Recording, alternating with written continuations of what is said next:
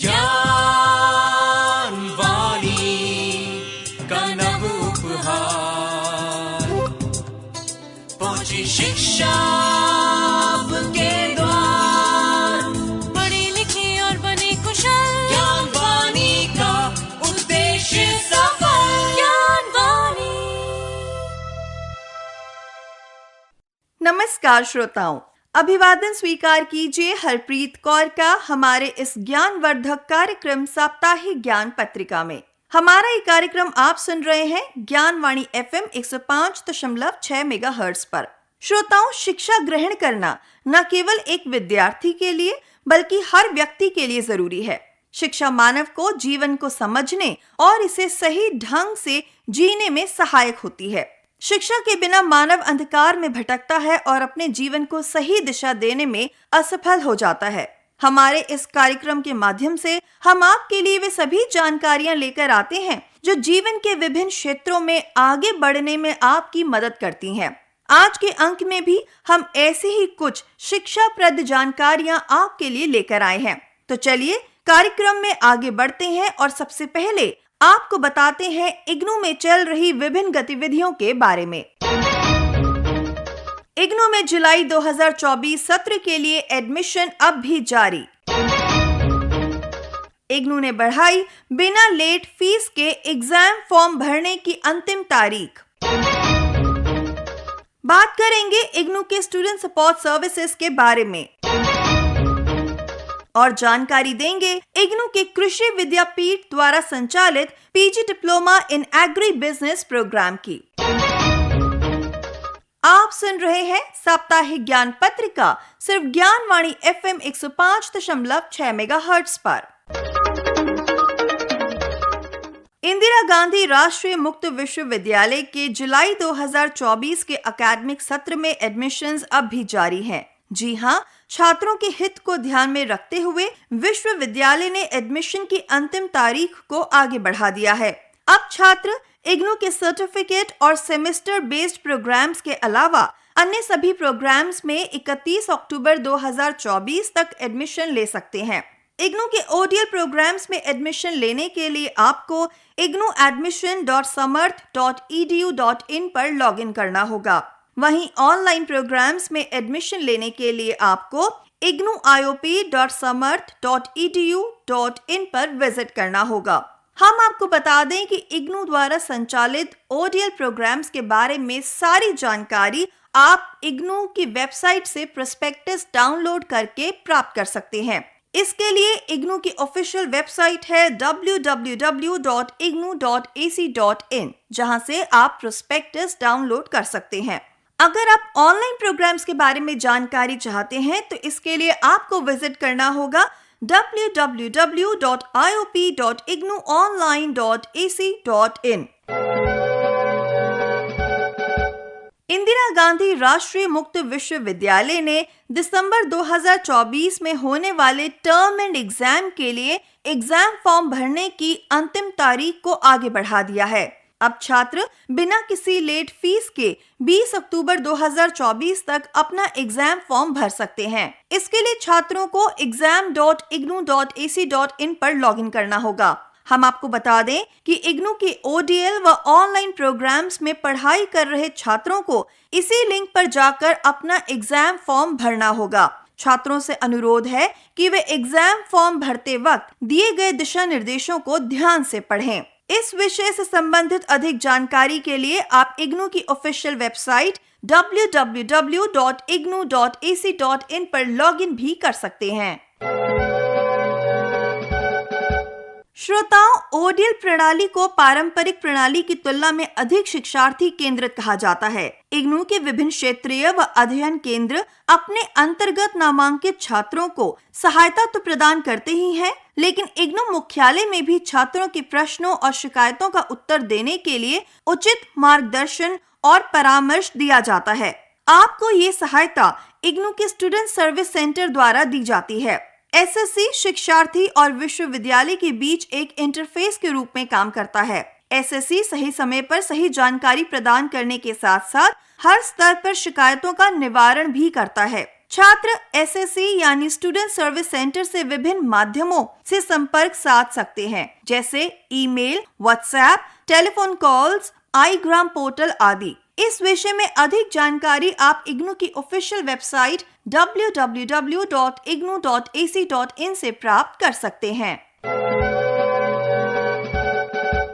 श्रोताओं, इग्नू के कृषि विद्यापीठ द्वारा कई महत्वपूर्ण कार्यक्रमों का संचालन किया जाता है। ऐसा ही एक लोकप्रिय कार्यक्रम है PG diploma in agri business. यदि आप कृषि आधारित उद्योगों जैसे उर्वरक, कीटनाशक, बीज, खाद्य प्रसंस्करण, कृषि मशीनरी आदि के लिए एक प्रशिक्षित पेशेवर प्रबंधक बनने के इच्छुक हैं, तो ये कार्यक्रम आपके लिए अत्यंत उपयोगी है। ये कार्यक्रम आपको कृषि स्टार्टअप गतिविधियों जैसे जैविक खेती, वर्मी कंपोस्ट, अनुबंध खेती, किसान उत्पादक कंपनी, कृषि आदान प्रसंस्करण, कृषि विपणन आदि शुरू करने में मदद करता है। ये कार्यक्रम कृषि क्षेत्र में कार्यरत पेशेवरों के लिए सतत शिक्षा भी प्रदान करता है। ये शैक्षणिक कार्यक्रम 32 क्रेडिट का है, जिसमें 7 थ्योरी पाठ्यक्रम है और एक परियोजना कार्य भी शामिल है। अगर आप किसी भी विषय में स्नातक हैं, तो आप इस कार्यक्रम में प्रवेश के लिए पात्र हैं। कार्यक्रम की न्यूनतम अवधि 1 वर्ष की है और शिक्षा का माध्यम अंग्रेजी है। ये कार्यक्रम नए स्नातकों, अनुबंधित किसानों, व्यापारियों और बिचौलियों, तकनीशियनों और प्रबंधकों, उद्यमियों, बाजार शोधकर्ताओं और कृषि क्षेत्र से संबंधित सरकारी और गैर सरकारी संगठनों के कर्मियों के लिए बहुत उपयोगी है। इस कार्यक्रम के बारे में अधिक जानकारी आप इग्नू की वेबसाइट www.ignu.ac.in से प्राप्त कर सकते हैं। और अगर आप चाहें तो इग्नू के जुलाई 2024 सत्र में भी इस कार्यक्रम में प्रवेश ले सकते हैं। तो श्रोताओं, ये थी इग्नू से जुड़ी मुख्य जानकारियां। आप सुन रहे हैं साप्ताहिक ज्ञान पत्रिका। साप्ताहिक ज्ञान पत्रिका में अब समय है हमारे करियर सेगमेंट का, जिसमें हम जानेंगे कि किस तरीके से आप एक्चुरियल साइंसेस के क्षेत्र में अपना करियर बना सकते हैं।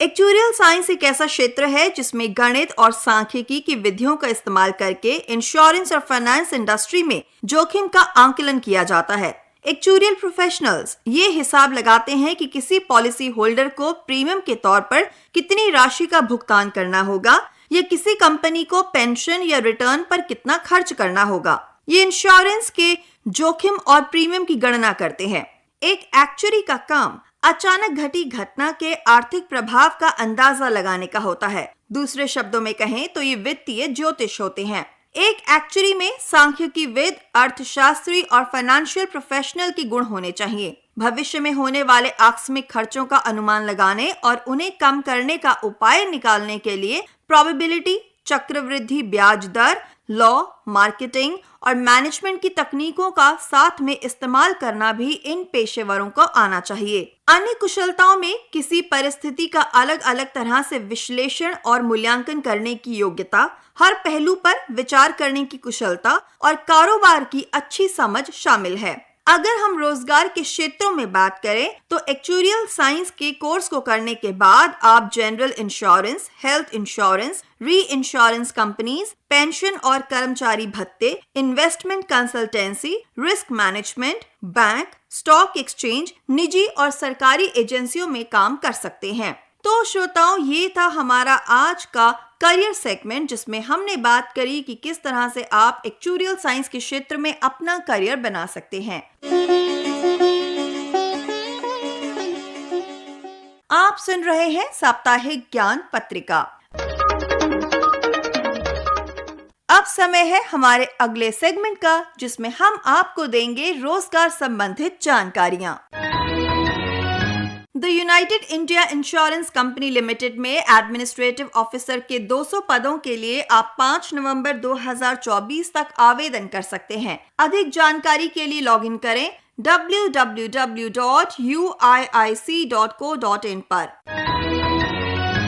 नेशनल फर्टिलाइजर्स लिमिटेड में junior engineering assistant, store assistant, pharmacist, nurse आदि पदों के लिए आप 8 नवंबर 2024 तक आवेदन कर सकते हैं। अधिक जानकारी आप www.nationalfertilizers.com से प्राप्त कर सकते हैं। यूनिवर्सिटी ऑफ दिल्ली में प्रोफेसर, एसोसिएट प्रोफेसर और असिस्टेंट प्रोफेसर के पदों के लिए आप 24 अक्टूबर 2024 तक आवेदन कर सकते हैं। अधिक जानकारी के लिए लॉगिन करें www.du.ac.in पर। तो श्रोताओं, ये थी रोजगार से संबंधित जानकारियाँ। आप सुन रहे हैं साप्ताहिक ज्ञान पत्रिका। अब समय है उन ऐतिहासिक घटनाओं के बारे में बात करने का जिनके कारण रहा बीता सप्ताह इतिहास में खास।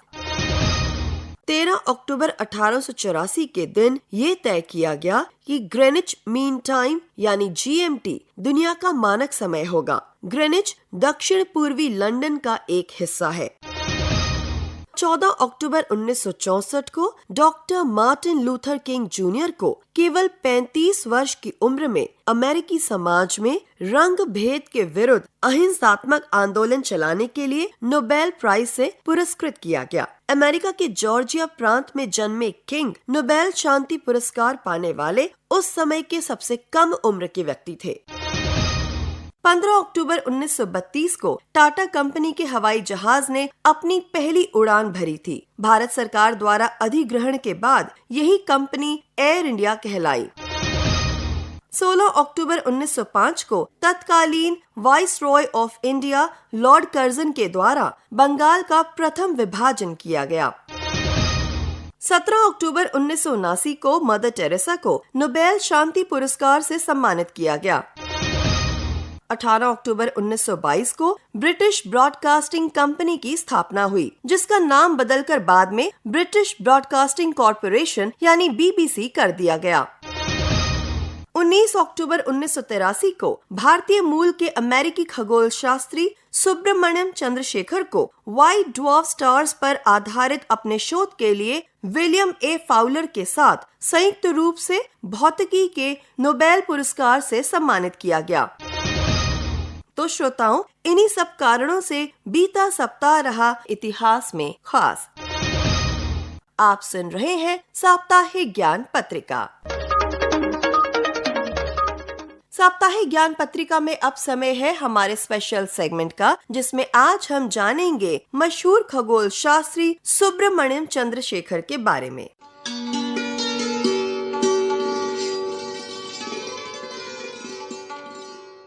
19 अक्टूबर 1910 को भारतीय अमेरिकी खगोल शास्त्री सुब्रमण्यम चंद्रशेखर का जन्म लाहौर, ब्रिटिश भारत में हुआ था। उन्हें 1983 में विलियम ए फाउलर के साथ भौतिकी के लिए नोबेल पुरस्कार मिला। एस चंद्रशेखर का जन्म एक तमिल परिवार में हुआ था। उनके पिता का नाम चंद्रशेखर सुब्रमण्यम अय्यर था और उनकी माता का नाम सीता लक्ष्मी बालकृष्ण था। 12 साल की उम्र तक चंद्रशेखर को घर पर ही पढ़ाया गया। उसके बाद उन्होंने मद्रास में हाई स्कूल की पढ़ाई की। अपनी स्नातक की डिग्री के लिए वे प्रेसिडेंसी कॉलेज मद्रास गए और भौतिकी में डिग्री हासिल की। उसके बाद उन्होंने कैम्ब्रिज विश्वविद्यालय जाने के लिए सरकारी छात्रवृत्ति प्राप्त की। उन्होंने ट्रिनिटी कॉलेज कैम्ब्रिज में भाग लिया। सन 1937 में उन्होंने शिकागो विश्वविद्यालय में सहायक प्रोफेसर के रूप में काम शुरू किया। उनका पूरा पेशेवर जीवन वहां बीता, जहां उन्होंने 1985 में एमेरिटस का दर्जा भी हासिल किया। उन्होंने तारकीय संरचना, तारकीय गतिशीलता, सफेद बौने सितारे, हाइड्रोजन आयन का क्वांटम सिद्धांत, सामान्य सापेक्षता जैसे कई विषयों पर काम किया। वे चंद्रशेखर सीमा यानी चंद्रशेखर लिमिट कहलाने वाले सिद्धांत के लिए सबसे अधिक प्रसिद्ध है। कैम्ब्रिज में रहते हुए उन्होंने एक सैद्धांतिक मॉडल की रूपरेखा तैयार की, जिसमें सफेद बौने सितारों की संरचना की व्याख्या की गई और इसमें इलेक्ट्रॉनों के वेग के साथ द्रव्यमान की सापेक्ष भिन्नता पर भी विचार किया गया। उन्होंने साबित किया कि एक सफेद बौने का द्रव्यमान सूर्य के द्रव्यमान के 1.44 गुणा से अधिक नहीं होगा। 1983 में सितारों की संरचना और विकास के लिए अपने महत्वपूर्ण भौतिक प्रक्रियाओं पर काम करने के लिए उन्हें नोबेल पुरस्कार से सम्मानित किया गया। तो श्रोताओं, ये था हमारा आज का स्पेशल सेगमेंट जिसमें हमने जाना सुब्रमण्यम चंद्रशेखर के बारे में।